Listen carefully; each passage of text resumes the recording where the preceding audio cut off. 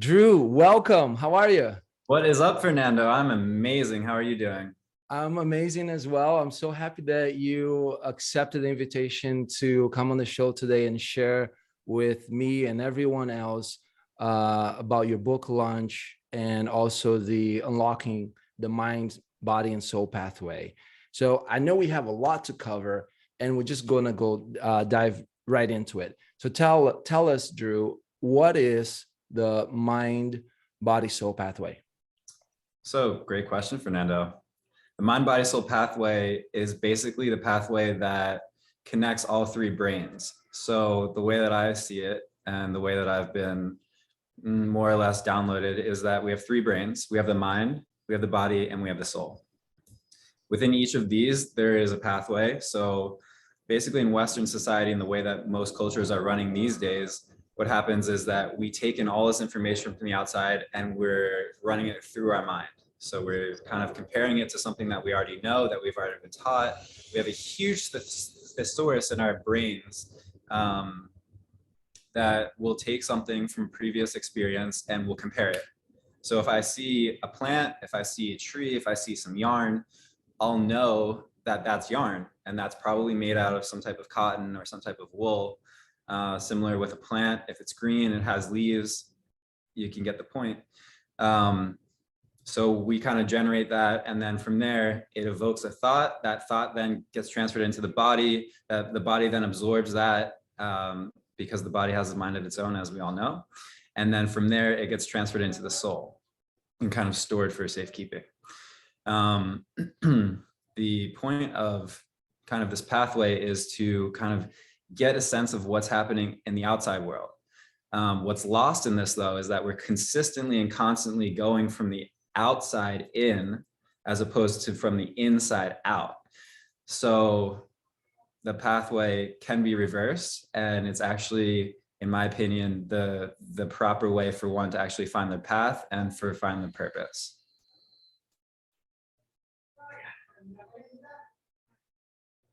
Hold up.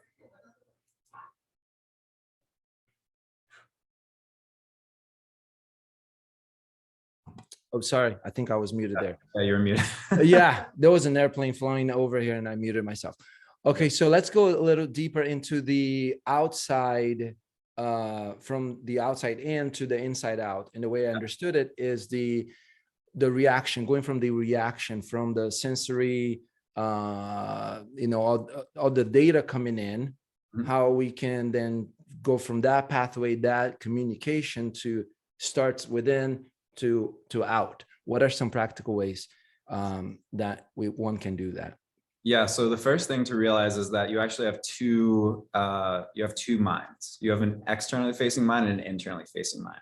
So the best way to describe that is if I see something outside of myself, like I said, I'm comparing it to something that's already known. So if I see a word, like I see behind you, like spell, yeah, words are spells. Words are also patterns, and words are also symbols. It's a string of symbols created into a pattern that we then know what that pattern means based on the thesaurus in our minds. So if I show you a picture of a pattern in a specific order, like let's say instead of spells behind you, you had bath, or you had beach, or you had fire, all of those patterns, and even the vibration of the word that I'm speaking right now is evoking within your mind a specific context and sense that then is being transferred into the body. So if I say, ooh, warm bath, oh, you can like feel that like tingling sensation come over you. But if I were to tell you, like, I don't know, hace calor, like hace, it's like calor agua. It's like, you know, if someone doesn't know Spanish, although I know that you know Spanish, it might not translate as well, right? Because we don't have that thesaurus in our minds about that. So it depends on what thesaurus is actually installed in the mind that individual is going to either have an experience or not have an experience. And that's not necessarily like true, right? So if someone says hace calor and they don't know what that means, or if I write in a different language that's even not English based, like if I write in Chinese, or if I write in Thai, or if I write in Sudanese, it has no meaning, right? The symbols and patterns don't have any meaning in that context. So when we start realizing this, we can start separating just a little bit the external facing mind from immediately seeing something, interpreting it as true.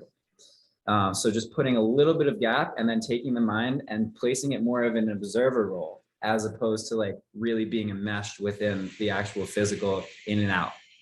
So just that little bit of space, start questioning whether what you're seeing is true or not. Because even on a deeper level, words define themselves.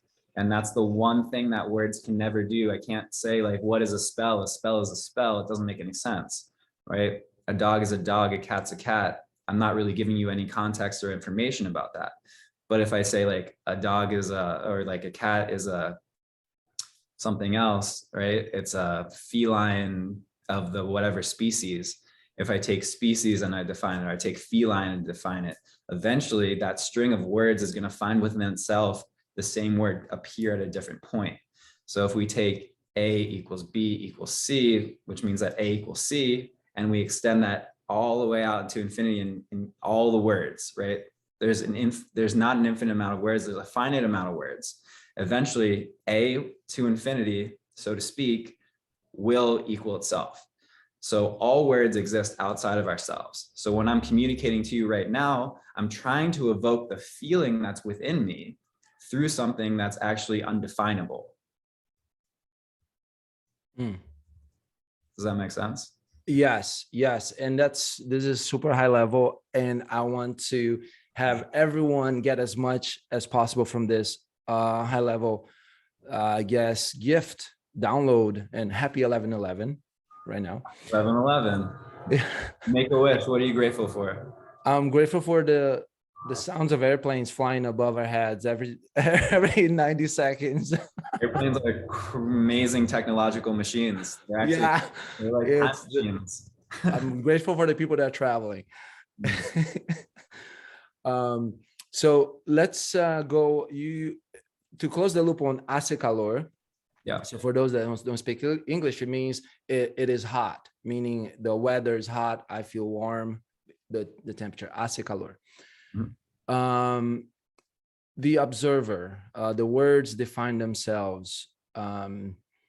Let's go with the observer. What from your book, and I understand you have several exercises from the book that you could speak to that could help one go from the, say, to go to that level of the observer, so that the words define themselves, we're not defining the words, and we can have that pathway of mind, body, and soul from within to without.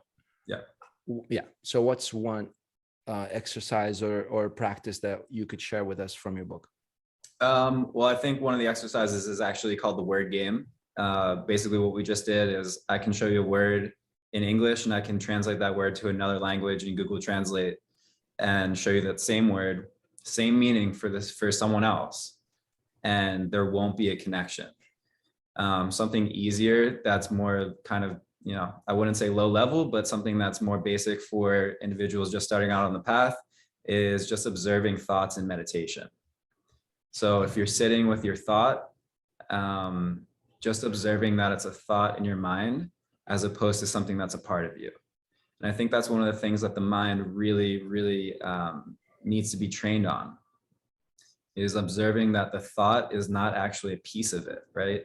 The ego is pre-installed in the mind and it really wants to grasp onto everything to have a sense of identification with itself.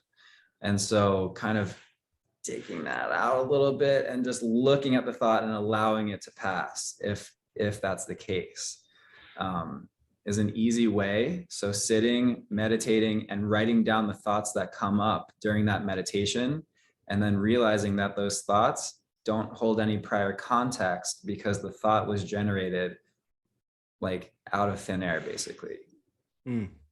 I love that. I love this. Let's go into the question of how did you get to where you are? Well, That's That was a good laugh. that's like a 30-year question, but Well, that's okay. We only have, the next 30 years to talk about your first 30 years. time is only finite for those living in the third dimension. Oh my gosh, we're going to talk about the third, fourth, and fifth dimension. Thanks for bringing that up. So how'd you get to where you are? Well, it's been a pathway for sure. I could say on the highest level, just following my intuition and trusting. But on a more granular level, I've always been spiritual. I was kind of communicating with spirits when I was young, and then, I wasn't getting a lot of good feedback from it. And I started listening to the outside world. I started like kind of turning down that dial a little bit, not really stop believing in myself and stop trusting, basically. So for a while there, I just went into the mainstream. I was, working on Wall Street, graduated from college, etc. And then had quite an interesting experience on a cruise ship, on a marketing cruise, whereby I basically had everything come back to me all in one big flush. Looked up at the stars, all the stars were connecting with each other. There was, all these miracles happening around me. And it really proved to me and showed me again that no, this actually is true. And on top of that, I actually started forming circles with people who were more along the lines of what I believed, my prior self believed, which was that no, this actually was happening and that this was true. From there, I ended up leaving my role as the CEO of a tech startup, and started really diving deep into what does this mean and who's been here before and what are the actual texts that have been written, what is the spiritual knowledge and advice that can help me along my path and understanding what's actually going on. And through different interactions, through different meditations myself, getting what we call downloads, which are just esoteric pieces of information that also kind of just like come through, but they don't come through the mind. This is the mind, body, soul instead of the soul, body, mind, which we can get into later. And then also just through, serendipitous events of other people just sharing their wisdom and knowledge with me, just like I'm sharing my wisdom and knowledge with your audience. So that's been a pathway, and over the last, I don't know, countless interactions in multiple years, I've put everything into this, which is the new book, The Universe Doesn't Speak English. It's basically got everything in here that I've learned over the past multiple years, and the knowledge and wisdom in there is quite profound. When you had your spiritual awakening, what was it like? Well, it was questionable for a long time. I can go into details. I can tell you a high level, but basically there were miracles that were occurring around me. And it started off as something like, I think this is happening. I'm not really sure, but let me dive deeper into it, because I had surrounded myself with the people and beings that were also at that high level and also believed. Right? I think belief is a huge factor in people actually taking that next step in moving towards their true purpose, their true mission, their true dharma, and their true reason for being here. And so over the course of probably 2 years prior to that, I had started shifting my groups of circles that I interacted with, started moving it towards people who were more supportive of whatever it was I was going to be doing, and less questioning, let's say. And then the actual particular night that it happened, I was sitting across from a gentleman, and he started changing in front of my eyes. Like, he started growing like long hair. He started, the background started changing. He went into like this desert kind of scene, and he kind of turned into like someone that looked like more like Native American. And I was just like watching it, and I was observing. I was like, hey, can I ask you a question? He's like, yeah. And I said, do you ever think that you were Native American? He's like, yeah, like it's come to me multiple times, and I'm getting chills right now. I've been like, with it. And that was the first kind of confirmation that something was happening. And I was also sitting in a circle with 2 or 3 other people that were really close to me, and I knew were at that level and supported me and would believe me if I had revealed that like this was happening.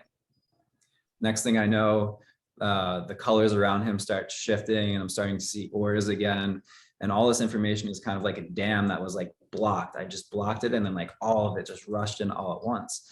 But I still didn't trust. Like I was there. I started, other people were asking me what their colors were, etc. And after that happened, I was up. I was up all night because, if this is true, what does that mean for my life? What does that mean for where I've been, for where I'm going? And what does it mean for everything? So I was pacing around. We were on a cruise ship, pacing around all night. And the boat was like, everyone was asleep. I went through every floor. No one's awake in the whole ship. I decided to go sit on the top and look at the stars. And, I'm still questioning, is this true? Like, if this is true, like I need another sign. And as many of us, I'm sure, would ask for another sign to confirm or deny that this was actually happening. I look up, and just looking at the stars for a second, I see a shooting star. I'm like, wow, okay. But in that moment, I'm getting like really anxious. I'm like, oh, what am I going to wish for? This is a beautiful moment, but when you see a shooting star, maybe you got to wish for something. Okay, what am I going to wish for? What am I going to wish for? And as I'm watching the shooting star shooting across the sky, I realize it's not burning up. It's actually just burning in place and kind of doing a dance. And now I'm like, wow, this is next level. Okay, so as I'm watching this star, it's hard to explain, but it basically opened something inside of me that I was able to then get and receive some more information from. And then from there, like 2 other stars appeared next to it, and there was this triangle of like dancing stars. And even that wasn't enough. So I was like, wow, this is beautiful. I knew this was something. I knew that like there was a gift there. But now the question was, what do I do with it? So now I'm sitting up even longer, and I'm like, okay, like, what does this mean? And I waited until sunrise. And as soon as the sun rose, the answer was given to me that I'm the Son of God, and everyone else is too. And that it's my purpose to now more so awaken others to the fact that they're also the sons of God. And, I'm the sun was basically the learning from the sun coming up, which actually there were 2 suns. It was a double sunrise. Hard to explain that one. From there, I got off the cruise ship, completely left the company that I was working at, went back, and just started diving into the teachings. And the culmination of all of that, like I said, is the book. And obviously there's more to go, because whereas words are finite, soul is infinite.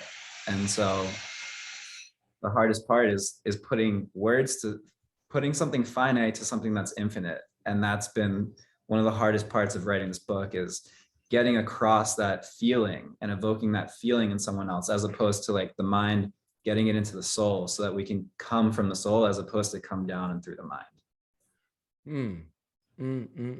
Amazing. Thank you for sharing, brother. Mm-hmm.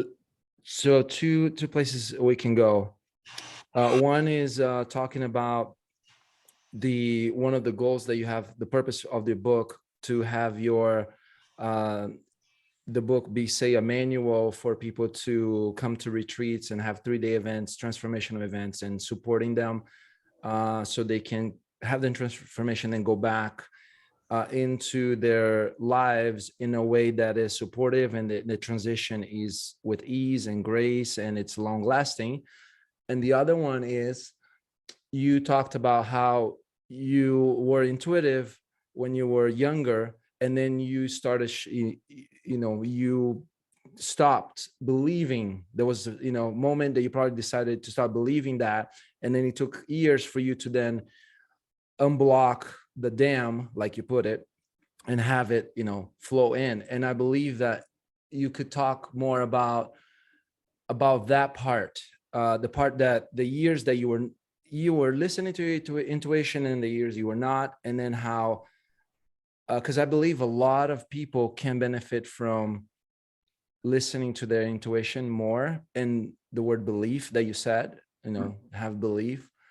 So talk more about that, ways that, how was it during the intuition, that your younger years, then no intuition, or not believing, not blocking that channel, and then unblocking the channel so more people can get ideas of your own story, so they can start believing their intuition.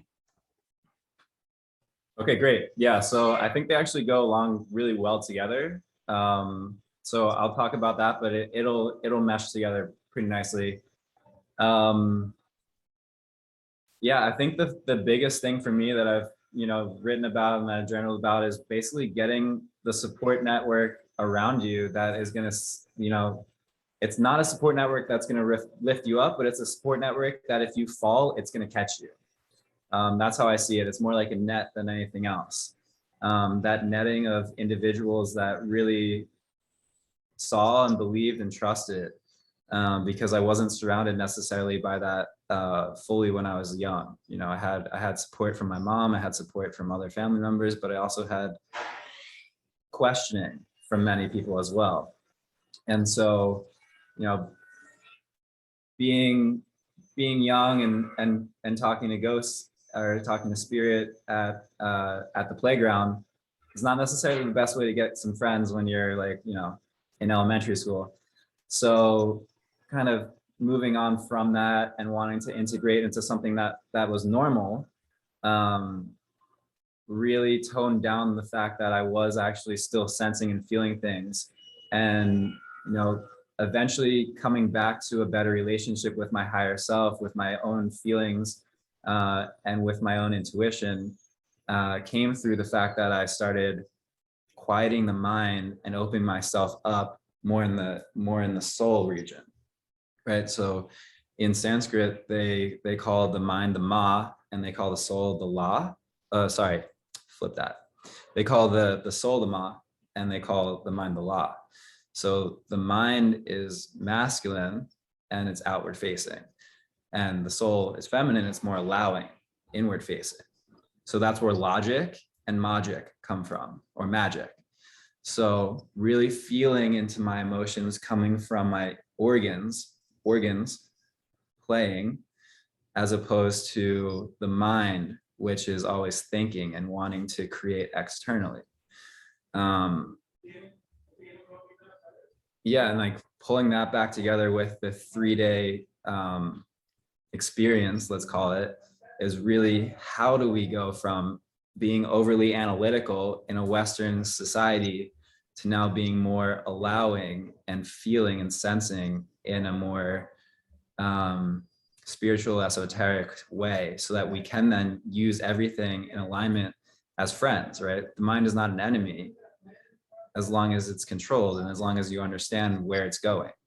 If it's a dog it's like a dog on a leash without a walker, it's just going to walk anywhere. But if you know where you're going with it, and you can become the observer of that leash, you can guide it to wherever you want it to go.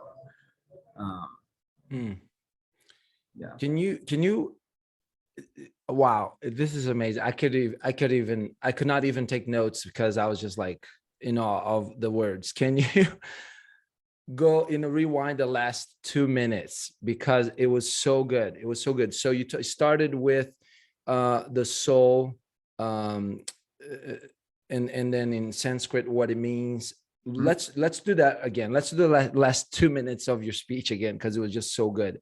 So the ma is it's more like the organ region, right?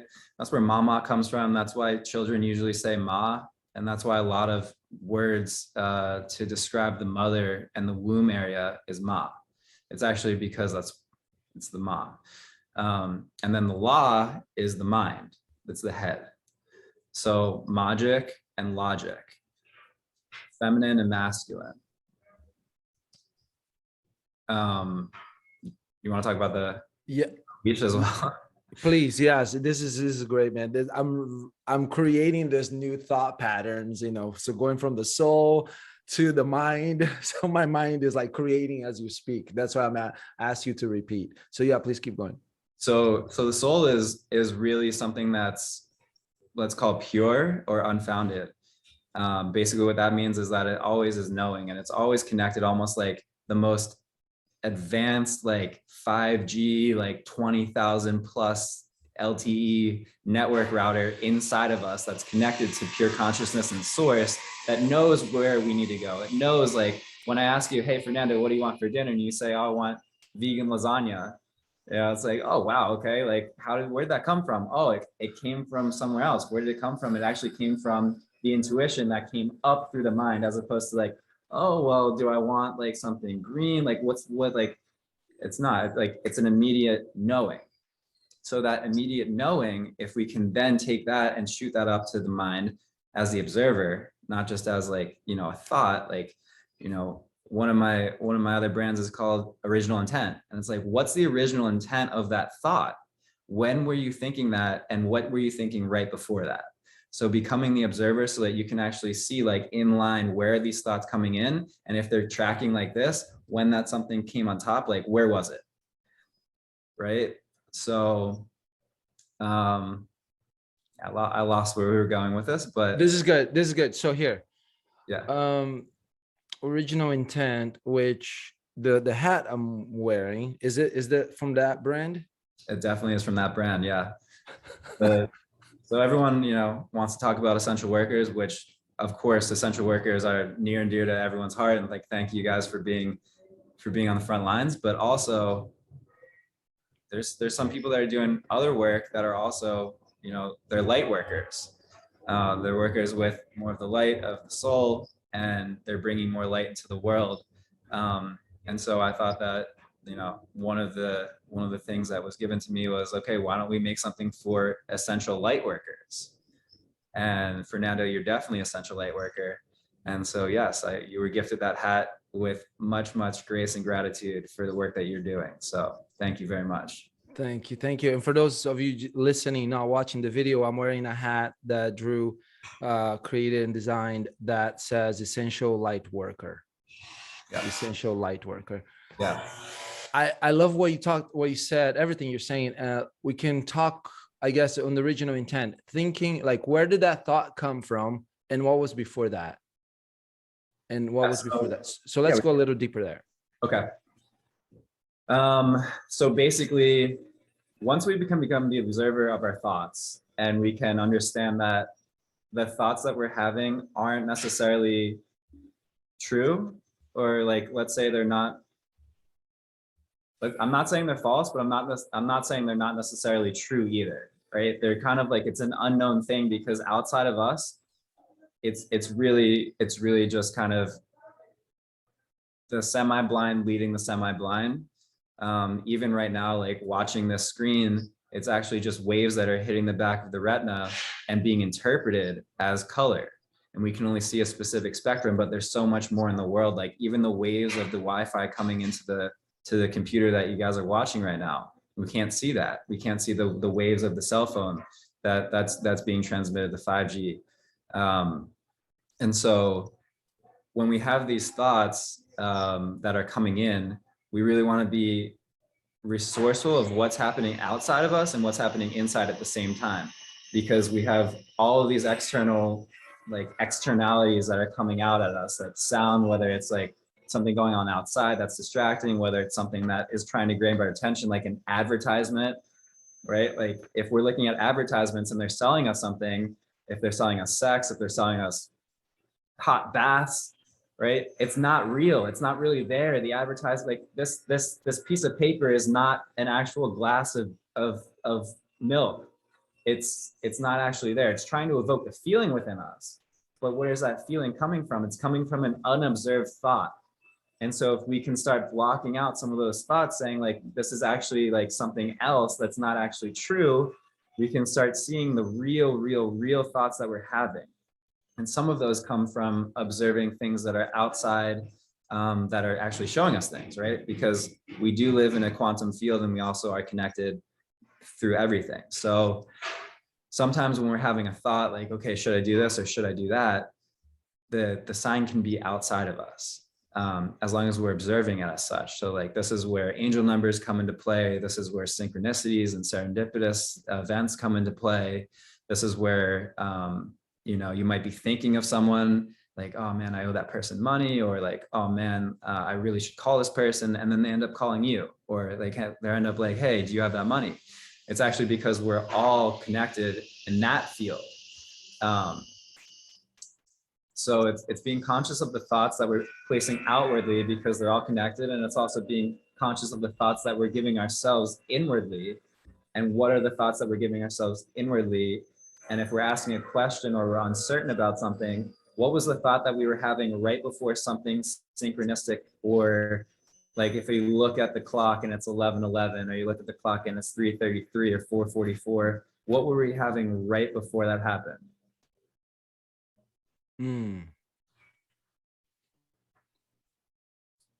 What were you having right before that happened? Okay. Yeah. So Okay. it's being more conscious and observant of the fact that we're having thoughts all the time. We're having thousands and tens of thousands of thoughts a day, but only a certain amount of those thoughts are actually relevant to our future, to our existence, to like what's actually real. And a lot of them are like intrusive, so to speak, right? Especially like for sports, let's say. Why is advertising for sports so expensive? Or why is there so much advertisements in sports?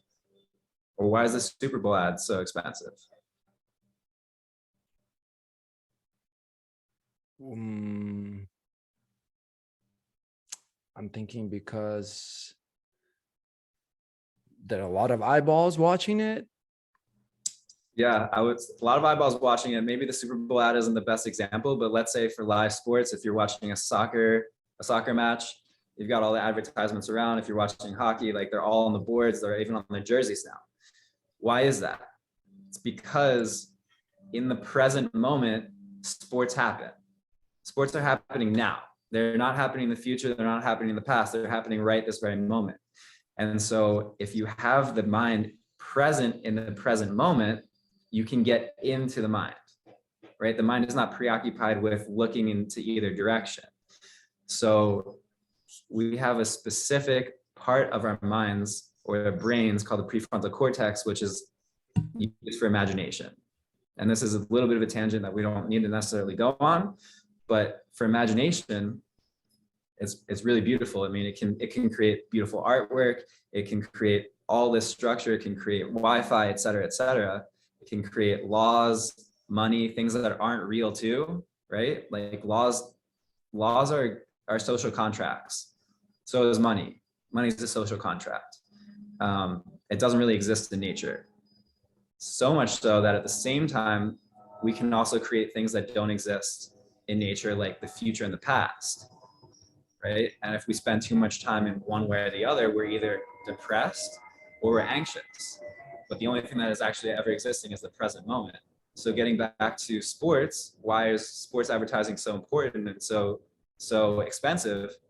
It's because sports keep us focused in the present moment. And when we're focused in the present moment, we're actually paying attention to what's happening. So it actually is an easier way to bypass our thinking minds and go straight into us. But if we have that little bit of gap with the observer, we're able to then actually observe what's happening and drop a little bit of a more barrier between the two.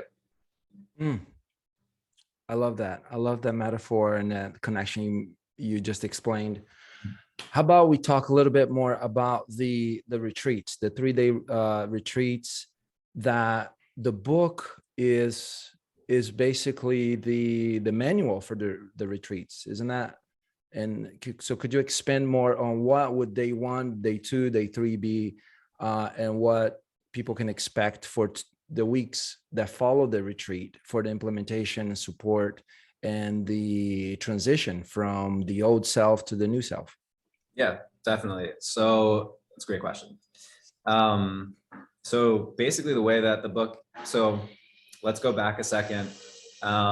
You know, I was giving these lectures, I was running workshops and attending seminars myself. And what I really wanted to do was, you know, instead of an hour to discuss all of this, like obviously this is not enough time to really dive deep into the 400 pages or so of this text. It really takes real integration and implementation of a scale that, you know, we have to sit and we really need to work through all the exercises, of which I believe there's 31, you know, et cetera, et cetera. So to expect on the retreat, it's a 3-day retreat. Day 1 is mind, day 2 is body, and day 3 is soul. And why is that? It's because the mind is the keeper of everything, right? It's the ego. It's the one that wants to protect. It's the pre-installed protection system of the body, which is needed because the body needs to operate in this world. So day 1 is mind. And basically the mind, really what we're doing here is like first separating out and becoming the observer. And then on a deeper level, actually becoming the observer of the observer, if that makes sense. Oh my gosh, yes. I'm getting goosebumps here. Yeah. So when we become the observer, we then can realign our mind to the fact that not everything that we think we know is true outside of ourselves. And we really can be more observant of the thoughts that are coming through and coming in. Once that happens, we're then able to better work on our body, which is day 2. So day 2 discusses what's happening internally with the organs from a spiritual perspective and a physical dynamic as well, because the body is dualistic. You know, everything has dualism to it. There's a spiritual world and a physical world. There's a spiritual body and a physical body, and even the organs are connected to both sides.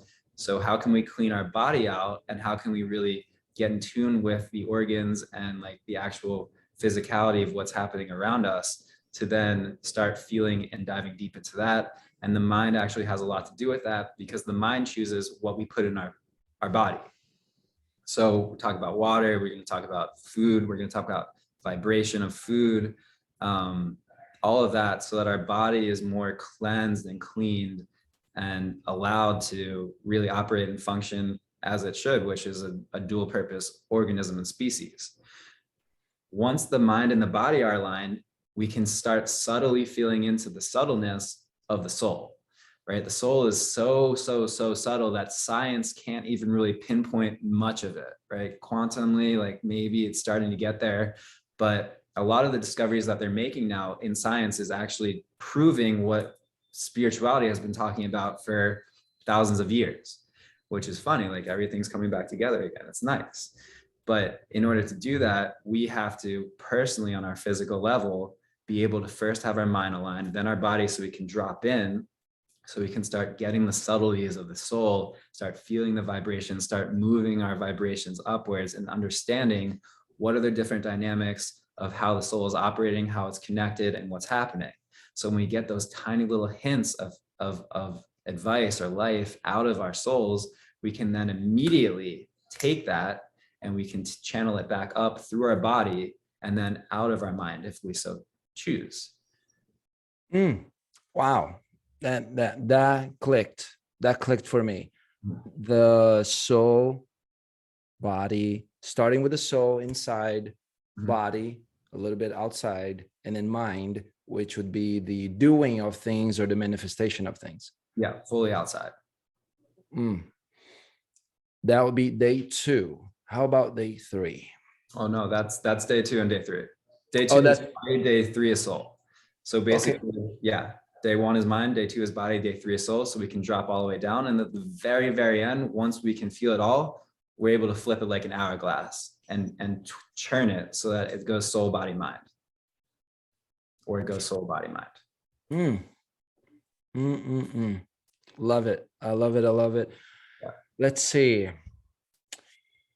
So we have a few minutes left here. What inspired your book? What inspired my book was giving people the opportunity and the pathway to get to the same point that I've been on through my journey, right? If I had all of this information when I started out, I would even be at a higher level at this point. So using my knowledge and my advice of words, right? Words are pretty much the lubrication that I use in the world. That makes things a little bit easier and a little bit softer with less friction. And if I was given that gift of words to write, how can I transmute and channel something that has no word to it in order to put something there that I can get a little bit of a sense of feeling in somebody that's kind of coming up on the same path that I was. Because I know how people think in a corporate setting, and I know how people like PowerPoints, and I know how people use Excel.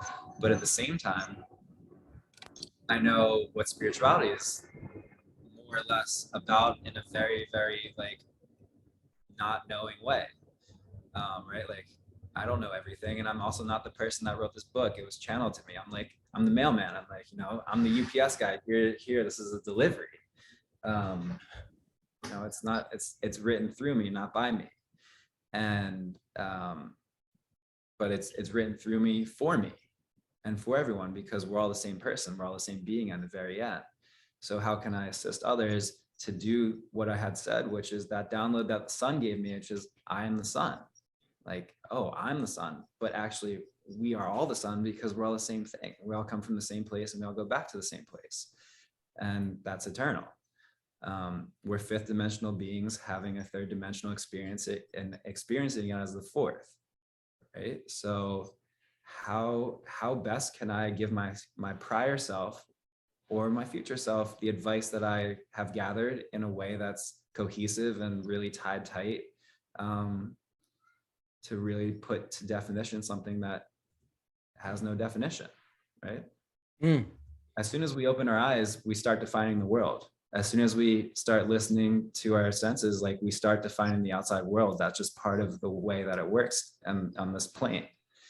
And by doing that, we start collapsing all reality. Like if you close your eyes, everything is possible. When you start opening your eyes, you start automatically defining things. So how can we unplug from the automatic definition while still defining? And that was the hardest part of writing this book, or the most challenging and most interesting. Wow. Wonderful. I gotta repeat this this quote, and I can see this on a t-shirt. Words are the lubrication I use in the world. Yeah. And collapsing reality, unplugging from automatic definitions. Let's see. So you talked about who you are. You said a few words a few moments ago. Could you? I'm going to ask you, who are you really? And this is, you mentioned the mailman, the UPS guy, the channeler. Who are you really? Well, I would say, number one, I'm a fifth dimensional being existing in the third dimension, experiencing it as the fourth. But more Can than you explain what that means? Yeah. So from my understanding, everything that exists on a plane actually everything that experiences something on a dimension is actually existing 2 dimensions above it and experiencing it as the one below it. So we're third dimensional beings, right? Like this is very third dimensional. It has form, it has shape, it has weight. That's a notebook for those not watching the video. This is a notebook. Yeah, I'm just holding a notebook. The dimension above that dimension governs it. So we're in the third dimension. How can we move in a third dimension? We need the fourth dimension of time. So in order for me to go from here to here, I need time to exist. But where do we exist in this? Like, who is operating both of that? Where's the observer? Right? That's the question, is where's the observer of all of this existing? And that's in the fifth dimension. That's above time, which is why the soul has no limit. There is no such thing as definition. You have to define in a third dimensional plane, right? The third dimension needs definition. The fifth dimension needs no definition, and even higher than the fifth dimension. right? We could be existing even higher than the fifth, but that's my understanding, my interpretation of it. So Okay. And what is the fifth dimension? Is that the soul? yeah, I mean, I can't say for certain, but the fifth dimension is something that doesn't exist in this plane. So everything that exists in the material world does not exist in that world. So there's no such thing as time, no such thing as matter, no such thing as space. It all exists as one. It's like the white light box in the matrix when no one's in there. Mm, that sounds very peaceful to hear. Mhm. That's where the soul is connected to. That's where that Wi-Fi router goes back to. It doesn't go to something on this plane. It goes to something up there. We're all connected through that. But up there is really still here, if that makes sense as well. Yeah. Yes. Regarding the is there anything that we can do in the next, say, 5-10 minutes regarding exercises from the book so that people listening or watching, they can start doing right away, with either by listening right now, or they can implement on a day-to-day or on a weekly basis while while the dates, you're still setting up the dates for the retreat coming up? What could we do in the next few minutes for people to take and start having introducing daily habits into their flow, into their lives, by hearing, connecting to the words that you've explained here today? What's something that you could offer as a habit or as a routine or a daily ritual? I mean, I think that the best ritual, let's go easy mode for now. The way that I started, the way that I started, number one, I mean, it's probably just gonna sound like I mean, it's very easy, but it's probably heard thousands of times over, is just to sit and meditate with your thoughts for 5 minutes a day. Grab a journal, sit and breathe. And I like to concentrate on the breath coming in and out of one of my nostrils, like the cold air coming in and the hot air going out, just for 5 minutes. And as I see thoughts passing by, they're just like clouds in the sky. I just let them pass. And if I hold on to one, I write it down. And then I let it pass for 5 minutes a day. Another one is when I get out of when I get out of bed in the morning, before I get out of bed, I think of one word that I want to be grateful for. And if it's 2 syllables, I do it like this. I'll put one foot down and say the first syllable, and I'll put the other foot down and say the second syllable. And that's how I ground down, and I just breathe in for the day and breathe it in. Something more, what do I want to do here? There's more like breath exercises for body. There's more soul exercises for soul. I mean, if you want to get just a little taste of soul, you can just rub your hands together for a second. And the thing about the awareness is that it also comes pre-installed with the body, but it's more like a cursor on a computer screen where you can move it all around your body, and then you can move it outside of your body. So I can feel something outside of myself by moving my awareness to it. But right now we're going to place our awareness between our 2 palms as we create some friction here. And then if we just separate our hands a little bit while keeping our awareness there, we should feel the charge between our palms, creating that little bit of energy.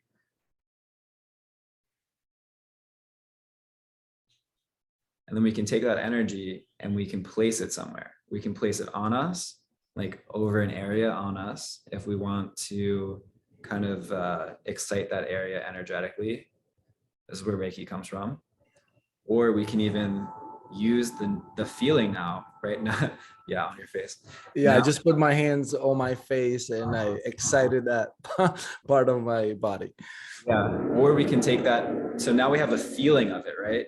There's a difference between when we put our awareness into that field. Now we know what it feels like, right? It's more like back, brainstem, like kind of like, ooh, tingles, we can get that. That's a feeling. That's not defined. I can't define what that is, but I can tell you that now that you feel it, you can take that feeling and you can place it somewhere else without using your hands. Now I can place that anywhere, because that charge is now a part of like the lexicon or the thesaurus of the spiritual, which has no definition. It's like the dualism, the physical and the spiritual. The physical thesaurus has words and sight and sounds and like other things to compare to. The spiritual has no sight, no sounds, nothing to compare to except the feeling. And the feeling is actually just the infinite range of emotions that come from spiritual. Wow, I love that. I love that so much. I'm so excited. Well, happy 11:55, 1155. Mhm. And what was happening right before that? Oh, right. You were talking about the soul and how we can experience soul and start using that magic with intention. Mhm.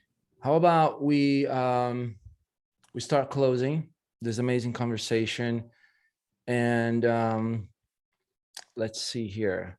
So the book, where can people connect with you to get updates about the book and about the retreat? They can connect with me on Instagram. My Instagram handle is Drew R the Light, ARE. The book, I will have a link on the Instagram page. We're just putting the cover on it right now, so that should be up in the next week. If they want to connect with me further, those are the two best places. Once the retreat's up, we'll also have dates for that. And yeah, if they want to connect further on anything from spiritual guidance to, any other questions that they have, they can totally reach out to me on Instagram. I would say is the best place right now. And who is this retreat for, and who is it not for? This retreat's for anyone who's seeking a deeper sense of spirituality and a deeper sense of self. Anyone who's looking to tap back into their intuition, who's looking for their purpose, their life purpose, their next step. If they feel that they're not where they want to be, but they feel a calling to something, but they're either afraid of going there or they want more information about why or what or when or how or who or any of the things that usually would hold someone back. I would say that this retreat is not for the lighthearted, right? Once you take, it's the same with the Matrix. There's so many parallels. Once you take the red pill, you kind of really can't go back. Once the cat's out of the box, like it's a different reality, and it's a way more beautiful reality. It has way more challenges and it has way more beauty benefits. So if someone's really into, the I don't want to say daily grind, but if you're into something that's more safe or comforting, you'll find comfort and safety in spirituality as well, but it's definitely a path. And if you're ready to take on that path, then I would say go for it. And if it's not the time for you, then you'll find the time at some point, whether it's this or another life, and like everyone's on their own path. I can't force someone to do anything. I can't tell them that this is right for them.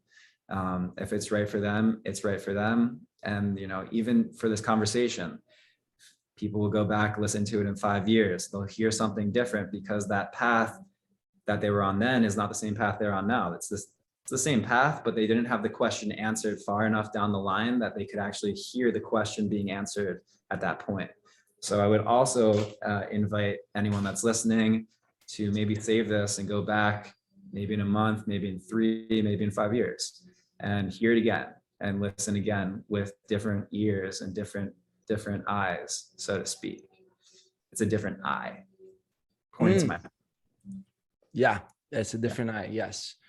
Thank you, brother. Say your Instagram one more time.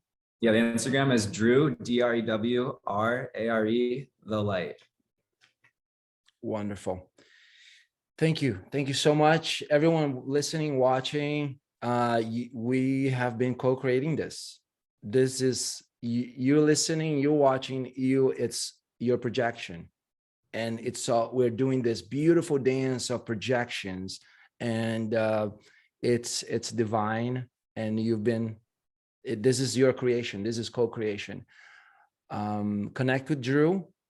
He's going to be creating amazing experiences to have your projections be more aligned with your soul.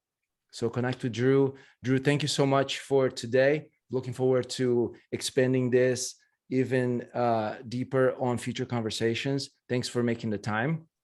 And for everyone else listening, if you have the time, play this again. Like, start playing this so that you can receive and start creating the thought patterns, start having that intuition open back up, like Drew has been saying, when he was a child, and then got closed, and now it's open again. So we all have that, and invite you to, through repetition, get more connected with your own soul. So thank you, Drew. Have an amazing afternoon, and happy travels, because I know you'll be traveling later. Thank you, Fernando. Thanks for having me. Thanks for everyone that's tuning in or will be tuning in. Appreciate all of you, and listen to your soul, listen to your heart. And if something rings, something gives you goosebumps, it's a pretty good sign. Awesome. Okay. All right, everybody. Till next time. Have an amazing one. Thanks, Fernando.